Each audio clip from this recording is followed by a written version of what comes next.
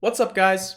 I'm really excited here to bring to you my first ever Ultra League content. This is Ultra Premier League as well. I ran this team last season when I was able to play Ultra Premier, so it's not like I just grabbed it out of nowhere and just decided to run a team, run 5 sets, and say that's good. This team had a lot of theory crafting, a lot of testing, and a lot of play behind it. The team is Hariyama lead, Typhlosion safe switch, and Gengar closer. The Gengar only has ghost moves. So the theory crafting behind this was kind of set Gengar up for the sweep. You need something that draws out the normal types and the dark types, which is Typhlosion with Shadow Claw, and hope that Gengar can sweep in the end once we take down their shields. So I'm going to start some video here.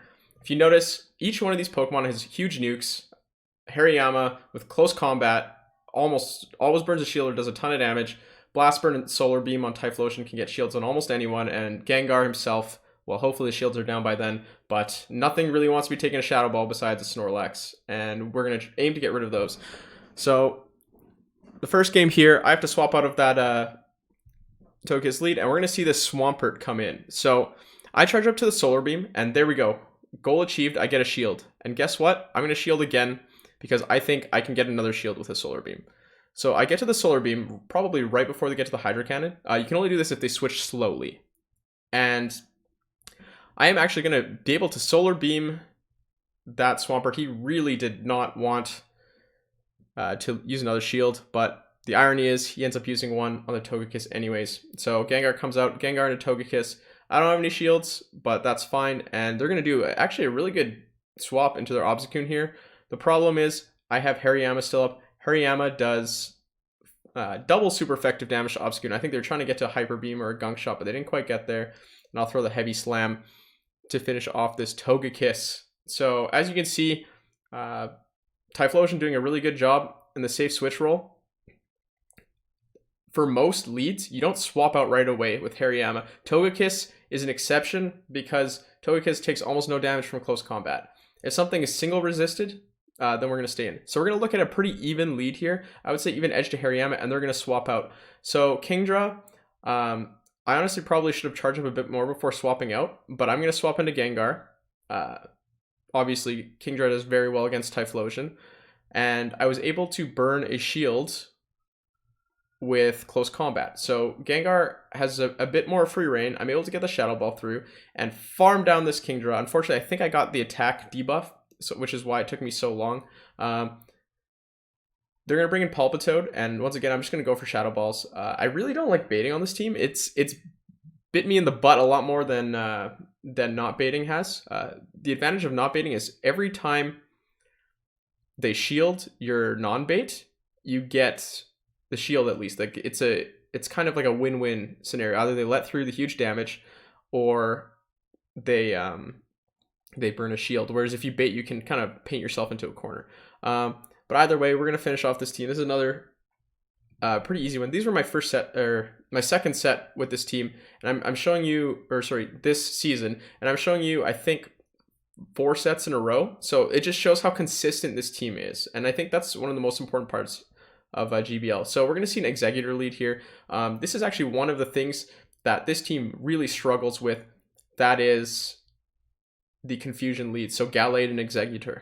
I'm going to swap into Typhlosion, but the problem is if they take out Typhlosion, then the other 2 Pokemon faint really quickly to confusion. While Gengar hits really hard back, Gengar's so squishy, if he's against high fast move damage, he just melts.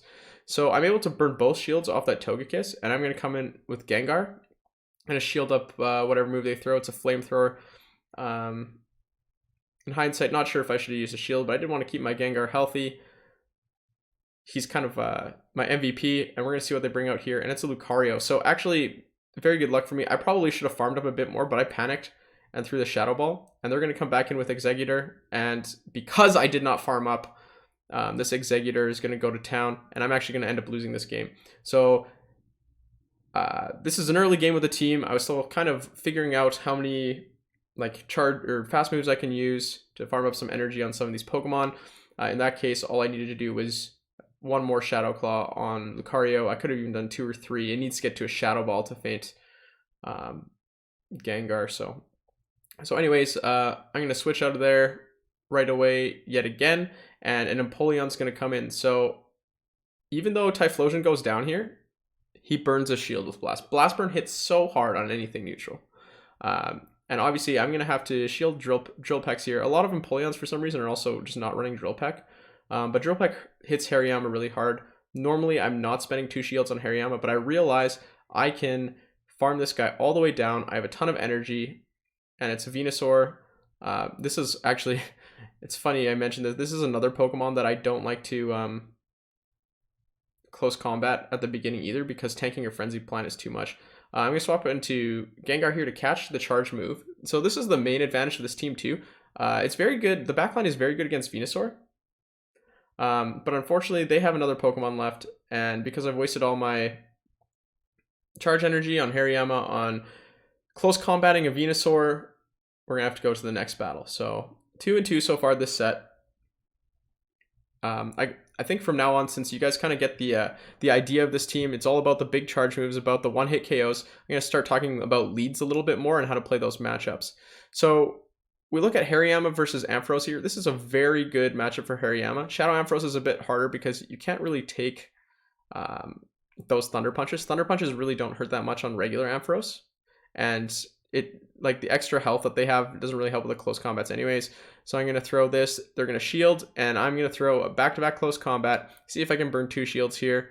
Nope, they're going to let him go down, and I will have switch advantage, which is not ideal because Snorlax kind of wrecks the backline. This is the Pokemon that I really need to draw out so that Gengar can sweep.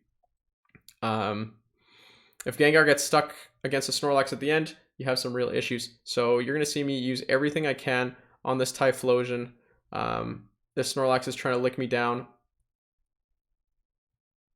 But I'm going to get to a Blast Burn here against Shadow Snorlax. And it's going to be almost enough to take him down. But this is in farming range for Gengar. Snorlax generally is running Superpower and Body Slam in Ultra League. So yeah, you can see the Superpower come out and he swaps out. I'm not sure why that happened. But look at this. This is the power of Gengar without shields on the enemy team. One hit K on this Escavalier. You have to make sure against a Escavalier you're coming in first because you need that energy advantage. Drill Run also one-shots you. The other advantage of this team is very fast. You play very fast games. Even faster than the Shadow Victory Bell lineup, which is mostly fast moves. Mainly because each of your Pokemon is throwing maybe 1 or 2 charge moves at max. If any of those charge moves gets through, it's absolutely lethal. So it's not that the classic Giratina, Dragon Claw spam or anything like that. So Machamp lead, this has been one of the most common leads of Ultra League Premier. What I like to do is, okay, I didn't do it this game. I guess I was still learning the matchup. But what I like to do generally is let through a cross chop first, and then close combat and swap out. So they're going to swap into Alolan Muck. This is the team building aspect of this team paying off. This player realizes that Shadow Claw does not do very much damage against dark types and swaps Alolan Muck right into Typhlosion. What they don't know is that I have Gengar on the back, and if they still had their Alolan Muck there, I'd be in trouble. So you see there, I spend a shield on Typhlosion to force them to spend a shield. I really don't care about winning switch advantage back there. All I care about is burning that shield. So the Machamp comes back in. Cross Chop does an okay amount of damage, but Machamp definitely cannot take anything from Hariyama. And look at this. Swap right into... So if you swap into Gengar at the end, you get that energy advantage, and guess what? Another one-shot, and their Machamp comes back, and there's nothing it can do. So that's the thing is, if you're in a closing scenario, and you have Hariyama... This is a common scenario where you have Hariyama and Gengar up. If you swap Hariyama into Gengar, whatever comes in, Gengar can usually take if shields are down. So here's the Machamp. So this is how I normally like to play. Shadow Machamp is a bit harder. Once again, when they get the cross chop off, I go for close combat. I didn't get my free fast attack through, which is unfortunate, but you can see I'm kind of low, but I have shield advantage. And they're going to bring in a Shadow Swampert. I am going to shield so that I can force a shield. This is a common thing. I know that I'm not going to be able to like beat this Shadow Swampert straight up, but I'm going to force some shields, and I'm going to shield again. Sometimes you don't get to the next Solar Beam if they're fast enough, but this time I do again. So, oh, it feels so good beaming a Swampert. But there we go. So I have switch advantage, and unfortunately, shields are down, but somehow this guy still has a Snorlax in the back. So this is the one kind of team building pitfall that I ran into this team. A lot of people think that, for example, Swampert is a much better counter to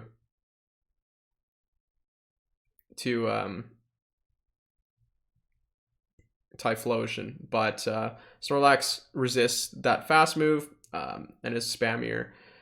So it might even be a better brain. As you can see, like both these times with the shield advantage, I've been able to take down the Swampert. So yeah, it's those teams where they have like a double Typhlosion counter in the back or a double Gengar counter in the back like this that were very hard to win. All right, so Swampert matchup, also very common matchup, pretty neutral with Hariyama. You win the one shield. So you let the first Hydro Cannon through. If they charge up to an Earthquake, you might have to shield. But you shield the second Hydro Cannon, and they actually end up swapping out here. I'm just going to throw a Close Combat because I'm really unsure what to do. And, well, I'll go for a second Close Combat to try and force a shield. And I'm going to swap out into Typhlosion. Now, Tangrowth is a grass Pokemon that runs Rock Slide, so it's actually pretty good against fire types, but I know it doesn't one-shot Typhlosion. I don't really care about my HP right now. I am just trying to get to the next Pokemon. It's probably a bit of a mistake for me to throw energy there. This Swampert tries to farm me down, but that ends up being a mistake. I'm going to get Blast Burn off, and there goes the last shield. So Hariyama comes in, and I just want to soak some energy up here. I know I'm going to be bringing in Gengar, and I really hope they just don't have a Snorlax in the back, which they shouldn't. But yeah, got to shield anything that comes out of Swampert and farm down, and this is pretty familiar. We have a Magnezone. I'm going to use get an extra Shadow Claw in just so I can beat that Swampert, or hopefully beat that Swampert to another Hydro Cannon. But I end up farming down with fast moves anyways. So very common scenario when you have Gengar left against two Pokemon, and honestly, you will win most of the time as long as you have gotten rid of the Snorlax or Obscune. So a Magnezone lead, very favorable, and in comes Gallade. Oh, I hate Gallade on this team, but at least it's a swap in. They blow a shield on close combat, so that's ideal. The problem is with Typhlosion. Okay, why do I let this through? With Typhlosion, you generally even have to shield the Leaf Blade. So even if I thought that was a Leaf Blade, I really should have shielded that. But Gengar is able to take down the debuffed Gallade, and now it's Gengar into Magnezone. We'll see if they shield here. They do, but I'm going to be able to get to a Shadow Punch before they farm me all the way down. I think that was their last shield. And swap into Hariyama, and it's a Tangrowth. So this is going to be an interesting battle. I'm going to... Oh, I shield the Rock Slide. I know I need to get up to a couple close combats, but I suspect that Magnezone has a charge move. And if it does... Oh, what a mistake. I should never have pressed that close combat button. I should have committed to the farm down because this Magnezone is going to come in and... Yeah, he's been charging up a while. He has 2 charge moves stored up, so I can't even go for the tie with the Gengar. All I really needed to do there was keep countering. Actually, he might have won the CMP tie. I'm not sure who has higher attack, Hariyama or Magnezone. I think maybe Magnezone. So I probably would have lost anyways. Well played by my opponent, though. He played that perfectly. All right, Poliwrath versus Hariyama. This team is actually very, very good against Poliwrath. I tank a Dynamic Punch there. It doesn't really matter too much. I honestly could probably swap out too, but I'm going to go for the close combat, and he doesn't shield at all. And they come in with a Lapras, so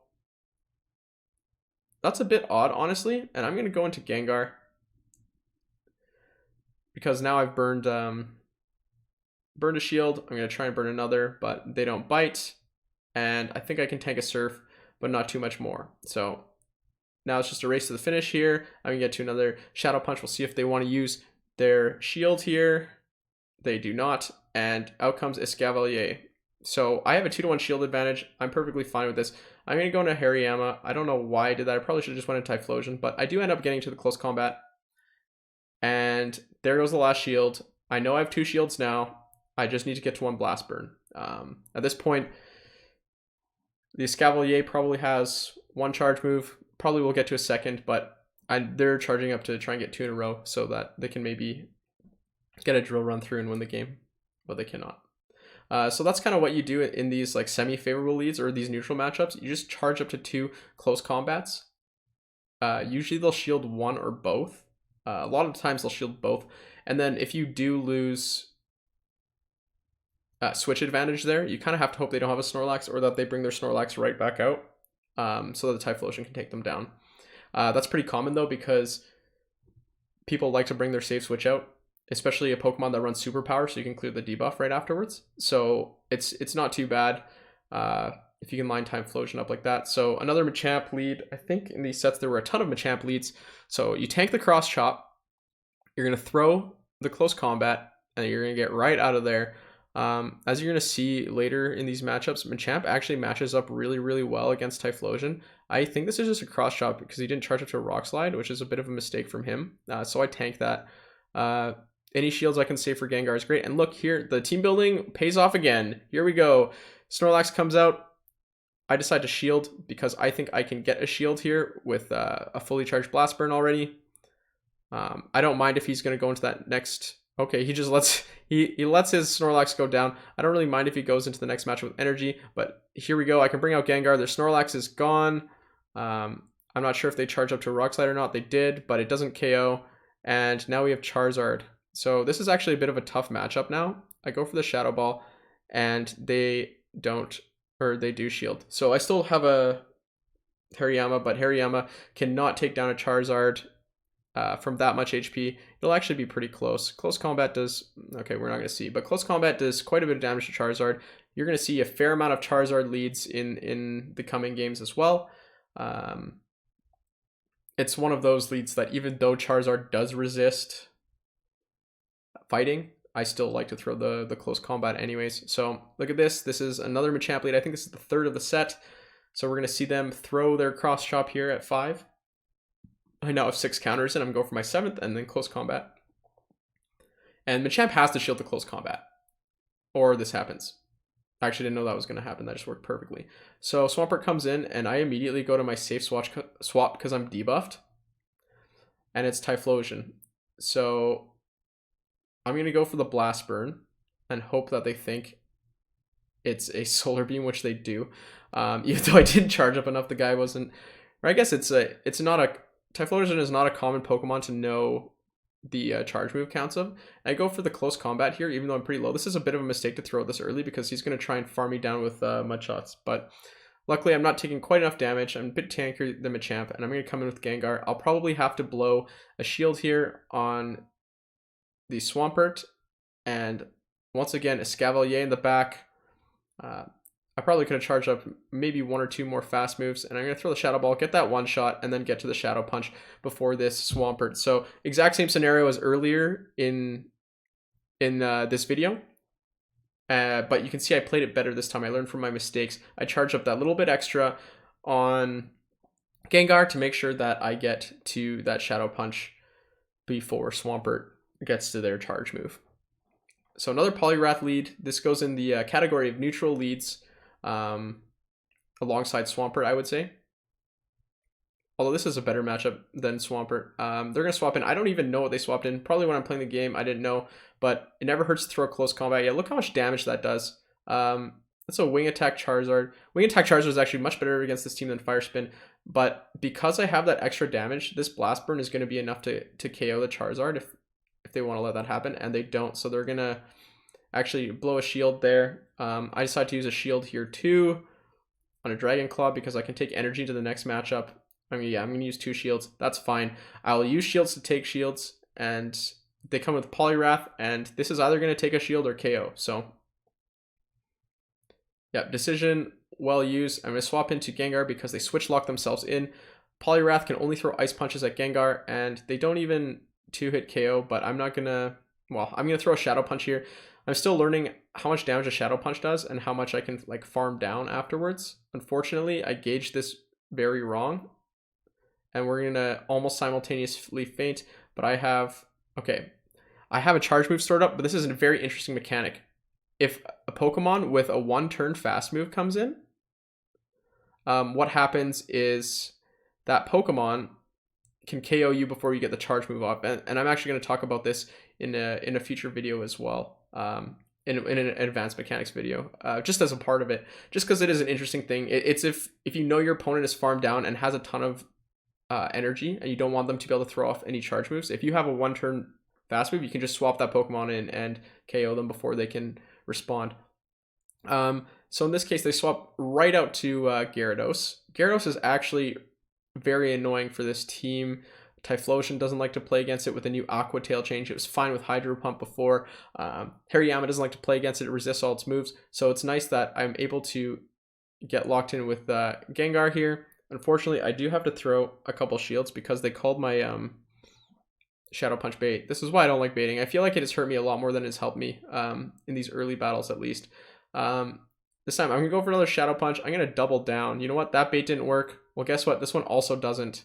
So I'm going to go for the Shadow Ball this time. And guess what? Doesn't work. So that's 3 in a row that I've gotten wrong. Which is very unfortunate. I have no shields remaining. But that's the power of this team. Is not quite over yet. Obviously, it's very tough. I'm going to try and get the Blast Burn off. And they shields. But Hariyama is still up, and I have a close combat charged up. So I'm going to be able to get this close combat off on the Shadow Dragonite. And you can see how much damage that does. And then Hariyama is able to still finish off the Magnezone. So, fail 3 baits and still win the game. Honestly, when I was playing that game, I almost forced quit. I remember that. Just because I was so upset that this guy was outplaying me so hard. But in the end, just some clever switching around and saving up of charge moves of close combat ends up winning that game. Again, I swap out immediately and Empoleon comes in. You want to throw Blast Burns, not Solar Beams at Empoleon because both of them are neutral due to the Steel typing. And you can see how much damage that does. I actually am able to win back Switch Advantage because they don't want to choose or throw a charge move. So this puts me in a very good position. I have Shield Advantage and Switch Advantage. I've been seeing this a lot recently, and I actually, in my very last game of today, got baited by this. But Venusaurs are throwing Sludge Bombs at Gengar. It is much better to throw Frenzy Plant. It's only single resisted, and it's a better move. So I don't know why I shielded there. I should have just tanked that. But luckily, they have no shields left. Charizard comes in, and Shadow Ball 1-hit KOs. So it's a common theme here. I'm able to get to a Shadow Punch first. I don't know if this will KO, but Venusaur will need to throw a charge move to get rid of Gengar, and then Hariyama can probably counter down at that point. So that was a team where Hariyama's only real goal was to beat the Empoleon, but Typhlosion took care of it. So after that happened, Hariyama was kind of a bit of dead weight. But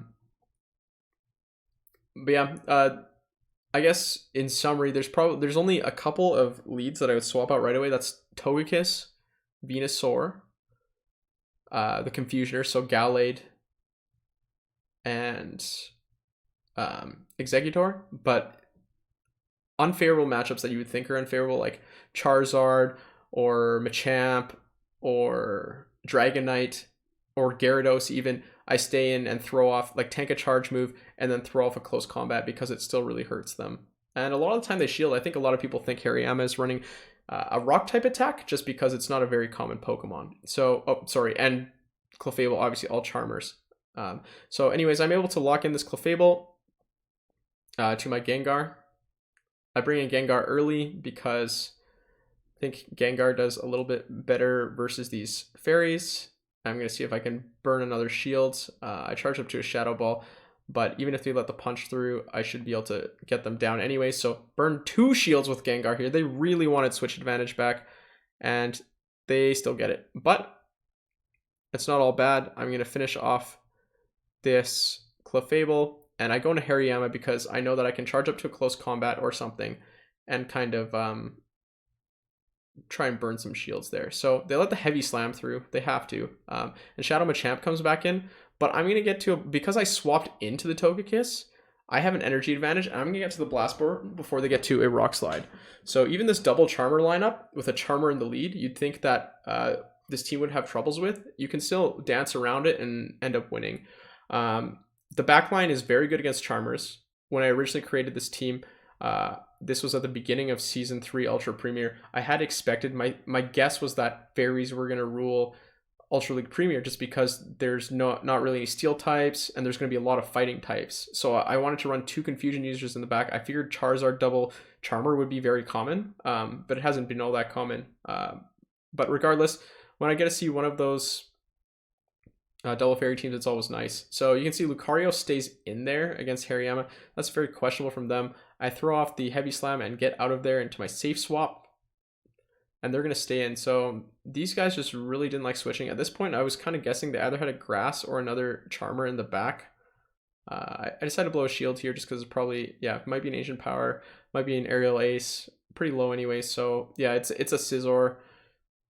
I really just have to get to 2 Blast Burns here. 1 Blast Burn will KO, and the other will take the shield. And this is a pretty easy, straightforward game. I think they didn't want to swap their Togekiss into Hariyama because if I eliminate the Togekiss, then they have no Hariyama counter, and Hariyama can just close combat everything down. The advantage of this team as well is it's very good against steel types. So there's people trying to run Escavaliers and Empoleons and Scizors and stuff like that. Gengar one-shots most of them. They're generally really squishy. None of these steel types in Ultra League Premier have good defensive stats. So first Dragonite lead. Tank the Dragon Claw, close combat, and if they don't shield, we go to Typhlosion. If they do shield, I still usually go to Typhlosion, but that matchup is a lot harder. So they come in with Machamp. Oh, I remember this game too. This is really well played by my opponent. Identifying that Machamp is actually a really good counter. What he does is, it's not even really a bait. He's not baiting with Cross Chop. He knows that if he goes to the 2 shield, all he needs is a Cross Chop to take out my Typhlosion. So we're going to go down 2 shields, but he's going to have a ton of energy and switch advantage. So I'm going to come in with Hariyama in hopes that my Gengar can come in after he's cleared his energy and just sweep. So Gengar will get to... he will not be able to finish the Machamp off, but he only throws the Cross Chop, and there's the Snorlax in the back. So once again, this guy brings a Machamp instead of the Snorlax who resists the Shadow Claw into Typhlosion, but he knows the matchup, I guess, better than I do, because bringing Machamp into Typhlosion is very good. I think I'd have to explore just letting a Cross Chop through and gaining shield advantage through there and not spending the shields on Typhlosion if that were to happen again. So Machamp lead, you guys have seen this a bunch. Tank the move, close combat, get out of there, and they're going to counter with Kingdra. So Blast Burn does almost no damage to Kingdra. It's double resisted. We're going to go with the neutral Solar Beam, and they're going to shield it. So this is a decent scenario for us, honestly. Kingdra throws energy. They have no shields. I have 2 shields, and I'm going to come back in with Hariyama and try and get to a close combat here to eliminate this Kingdra. I really don't want to take an Octazooka on Gengar because the attack debuff at this stage of the game is game losing. So I'm just going to shield this up, and I think I want to farm this Machamp down so I can bring in a ton of energy to the next Pokemon. And he baits me with the first one, but he's not going to get me with the second one. And there out comes the Charizard. He knows he's going to get one shot. It doesn't really matter which moveset I'm running. Unless it was like Focus Blast only, which would be kind of ridiculous. But he decides to forfeit. All right, Crustle versus Hariyama. This is the first time I've seen Crustle. I've heard a lot of talk about it. I don't really know its moveset that well, but I do know Bug and Rock are both not good against fighting. So I'm just going to tank whatever. They come in with the Gallade, and I'm going to throw close combat. They don't shield, and that actually does quite a bit of damage. This time, I think I've learned from my mistakes. No, I haven't. What am I doing? I really just need to shield Gallade's charge moves. This is the second time now. I'm going to come with the Gengar. We'll see if this costs me. If they had... Okay. That's fine. If they had a Snorlax or an Obstagoon or something like that, I would be in much bigger trouble, but it's just an Empoleon. So I'm going to get to a Shadow Ball here. This will either force a shield or I will get them to faint. And then Crustle comes back out. I've got 2 shields on a Hariyama against a Crustle. That is probably the most unfair matchup you'll ever see. And that was another 4 set. So each one of these 4 sets that you guys have seen so far, positive sets. I think the first 3 were 3 out of 5, and this last one was 4 out of 5. This team is really consistent. Even last season when I had a pretty inflated Great League ranking and went into Ultra Premier after a couple weeks, I pretty much got a lot of 2-3s and 3-2s. This team just, yeah, it's very hard to get a 5-0, but it's also very hard to get like a 0-5. So I'd only planned to show these 4 sets, but I had a set earlier today that I'm going to show you guys now as well. And I really wanted to show this set. This is breaking my pattern. I usually show sets in a row to show how the team performs over a long period, so it's not a small sample size. I don't like cherry picking sets. But this is a set where I lost all 5 leads. So I just wanted to show you how non-lead dependent this team is and how it can kind of play through a lot of different scenarios. So Charizard lead, you can see I throw the close combat there and get out. It's a pretty common theme. With Charizard though, they don't generally throw energy beforehand. If they do, you might have to consider shielding if they get to a Blast Burn. You don't want Hariyama to take a Blast Burn. But once you swap into Typhlosion, they generally like to throw Dragon Claws, which you can tank easily. Blast Burns hurt more, but you're going to see I'm going to beam this Lapras. I don't even know how many Pokemon I've Solar Beamed with this team. It's incredible. Typhlosion is a monster with energy advantage. I'm going to shield up here. I've been burned in the past by just letting Blast Burns through for no reason. I really hope this isn't one. But it's just a Dragon Claw. And I'm going to get a bit greedy and try and farm him down. I got scared at the end. I really didn't want to take the Blast Burn on my Gengar. I would rather take it on Hariyama, who can survive one. But unfortunately, Venusaur comes in. I throw the close combat to kind of make myself a juicier target for Frenzy Plant. But he doesn't bite and throw it right away. So I'm going to come in with Gengar, but I have that energy stored up from farming down the Charizard. So this is not too big of a deal. That's the other thing about this team. Handles Venusaur in the back very well. Typhlosion and Gengar are both very good. Honestly, though, if there's a Venusaur lead and I swap in Typhlosion, they can win the 2-shield, I think. But they always swap out, so it's okay. If they do win the 2-shield, though, then they're down 2 shields, so that's fine as well. So another Charizard lead. The meta seemed to change today to Charizard leads from Machamp leads from when I had last played, which is 2 days ago. And we're going to see the Charizard go for Dragon Claw. So I feel like 80% of the time they go for a Dragon Claw. I'm going to throw a Blast Burn here. They didn't get their extra charge move through, and they're going to take it. So they only have, I think, 3 water.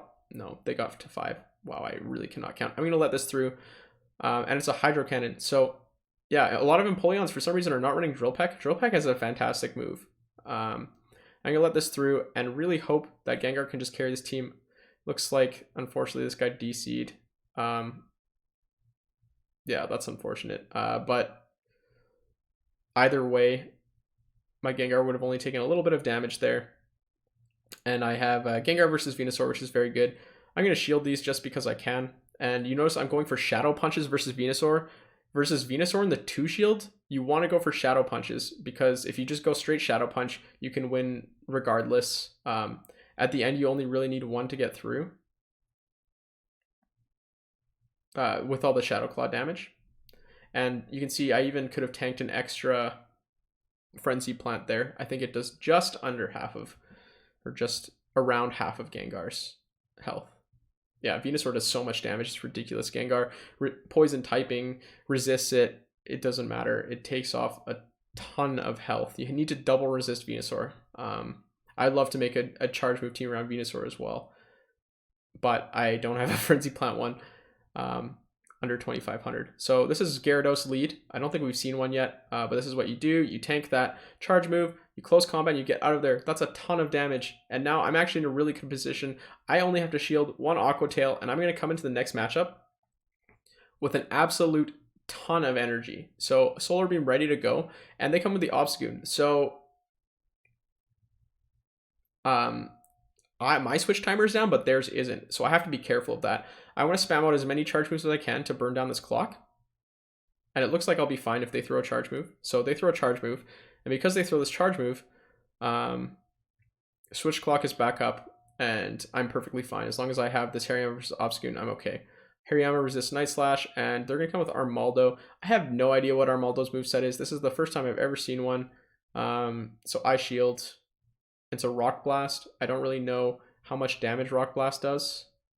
I've never seen it used as a move before. This is the first time for me.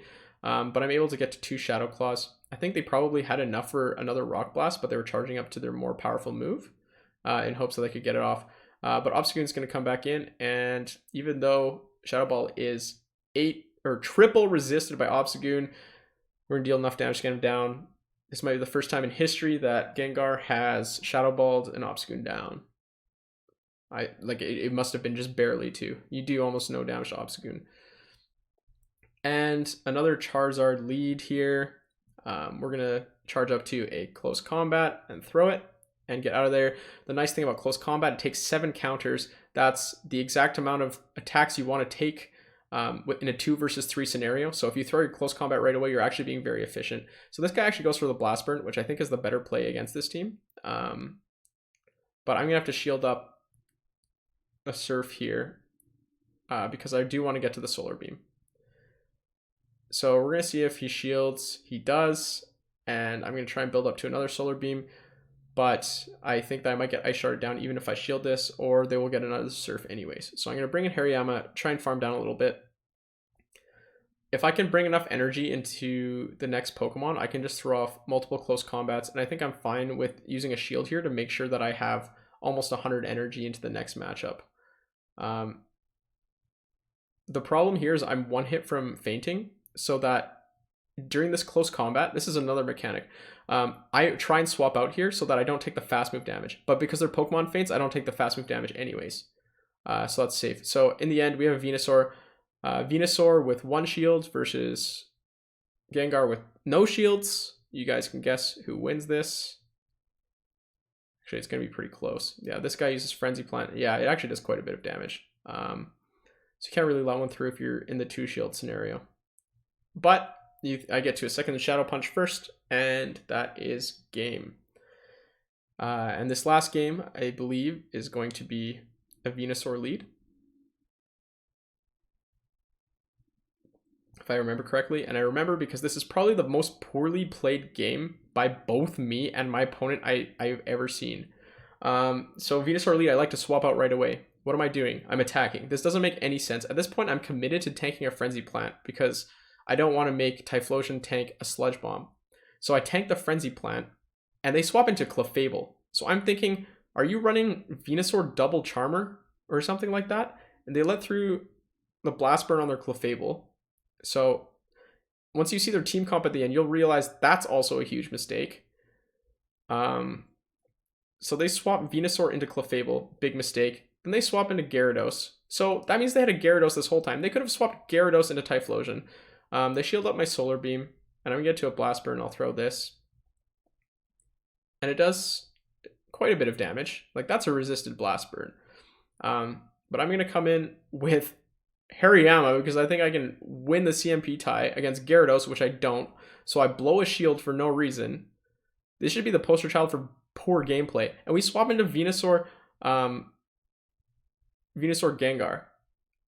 So at this point, he goes for a Sludge Bomb. And then I go for a Shadow Punch because I got greedy and I want to come into the next matchup with energy. But I don't even faint the Venusaur. So he gets to, guess what? He has Frenzy Plant. He threw Sludge Bomb first. And then obviously I don't quite get to this close combat. I actually get to it just at the end. He beats me by 1 turn. So honestly, if I had just played like an average player, I would have 5-0'd this set against bad leads. But unfortunately, my opponent and I played awful in solidarity to one another. And then it actually took me probably 3 minutes to catch this Mudkip. So while we're watching me catch this Mudkip, that's it, I guess, for this team. If you guys have any questions on how to run it, just let me know. This team has honestly been a ton of fun to run. I think there's still some room for improvement in terms of my play, as well as maybe some Pokemon changes. But I think the Pokemon have generally been performing very well. I wanted to try Gallade as the lead maybe, but I don't really have a Gallade.